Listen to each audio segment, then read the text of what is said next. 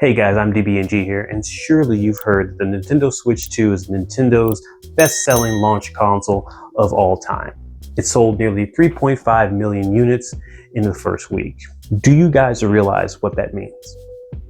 It means I do not know what the f I'm talking about. I made a video a while back saying how the Nintendo Switch 2 was not going to sell more than its predecessor. I mean, mainly because the $450 price tag was going to be too much for consumers. Also, charging $80 to $90 for video games because of tariffs is just ridiculous. No way, no shot this thing is going to sell more than the Switch 1. Let's put some things into perspective, okay? So that means that the Nintendo Switch 2 in its initial launch week sold more than the NES during this launch week, the Super Nintendo, the N64, the GameCube, all of the Game Boys, all of the Nintendo DS consoles, more than the Wii. Everybody and their fucking grandma had a Wii.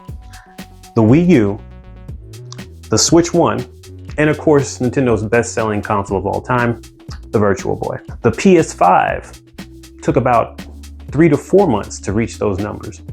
That's insane, especially considering that the Switch 2 has a really shoddy launch number of games. You got Mario Kart World Tour, which, looks like an okay game. It looks like Mario Kart, but it's not worth $80. You got that Donkey Kong Bonanza game that's coming out that looks like it's going to be kind of fun, but there really isn't any killer app for this thing. Matter of fact, the main selling point of the Switch 2 as of right now really is to be able to play your old Switch 1 games at higher resolutions and higher frame rates. I hear a lot of people talking about how Breath of the Wild and Tears of the Kingdom look really good on this console, and this is how those games should have launched when they first came out. I also hear people talking about the Nintendo Switch 2 port of Cyberpunk 2077.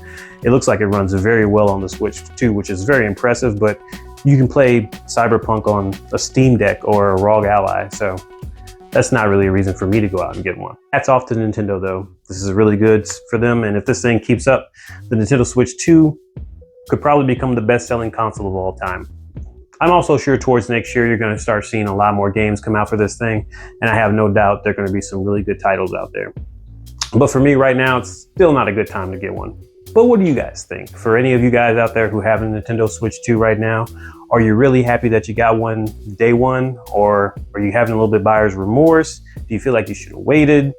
Let me know what you guys think in the comment section below.